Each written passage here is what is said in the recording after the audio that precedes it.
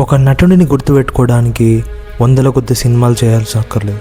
ఒక్క సినిమా, అతడి యాక్టింగ్ కెపాసిటీని చూపించే ఒకే ఒక్క సినిమా చాలు అతన్ని జీవితాంతం గుర్తుపెట్టుకుంటారు. I proudly say Satyadev is the one of the best and actor I have ever seen in the young Telugu cinema. నేను ఇందాక చెప్పినవన్నీ మాటలో కవిత్వం కాదు, నా గుండె లోతుల్లో నుంచి వచ్చిన మాటలు. ఈ సినిమాకి ముందు వరకు తెలుగు సినిమా అంటే ఒక బాహుబలి, ఒక ఆర్ఆర్ఆర్, ఒక పుష్ప, ఒక కమర్షియల్ సినిమాలే కనిపిస్తాయి. అదే ఒకవేళ టెక్నికాలిటీస్ గురించి మాట్లాడితే ఈగ, వన్ ఇలాంటి సినిమాలు ఒక హాలీవుడ్ రేంజ్ సినిమాల్లా కనిపిస్తాయి. బట్ ఒక కొత్త రకం సైకలాజికల్ మిస్ట్రికల్ ఒక సినిమా తీస్తున్నారంటే అంచనాలు మాత్రం వేరే లెవెల్లో ఉండే. నేను నిజం చెప్తున్నాను, ఆ అంచనాలకి 1% కూడా తగ్గలేదు సినిమా. It's amazing. ఇలాంటి సినిమా మీరు ఎప్పుడూ చూసుండరు తెలుగు సినిమా హిస్టరీలో. ఇది ఒక అప్రిసియేషన్.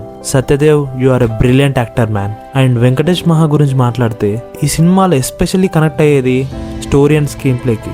ఈ రెండు ఈ సినిమాకి బ్యాక్ బోన్ లాగా పనిచేశాయి. సినిమా చూసినంతసేపు 1 minute కూడా బోర్ కొట్టలేదు. అండ్ ఈ సినిమాకి ఇంకొక ప్లస్ ఏంటంటే కాస్ట్యూమ్ డిజైనింగ్. అసలు ఆ సెట్స్ ఉంటాయి, ఆ సెట్లలో వాళ్ళు వేసుకున్న కాస్ట్యూమ్స్ ఉంటాయి, యాప్ట్. అసలు 90sలో ఎట్లా చేసుకుంటారని చెప్పేసి యాప్ట్గా చూపించారు. నాకైతే ప్రతి ఆర్ట్ అల్టిమేట్గా పనిచేస్తారు ఈ సినిమాకి. ఈ సినిమా గురించి మాట్లాడుకోకపోతే 10 నిమిషాల వీడియో అయినా అస్సలు సరిపోదు. అండ్ ఈ సినిమా గురించి ఇంకెక్కువ మాట్లాడితే స్పాయిలర్స్ వచ్చే ఛాన్సెస్ చాలా ఎక్కువ ఉన్నాయి. ఎందుకంటే ఒక్కొక్క సీన్ గురించి చెప్పుకుంటూ పోతే ఇంకొక సీన్ లింక్ అయి ఉంటుంది కాబట్టి. సో మీరు కనుక ఇప్పటిదాకా ఈ సినిమాని చూడకపోతే మాత్రం ఒకసారి చూసేయండి.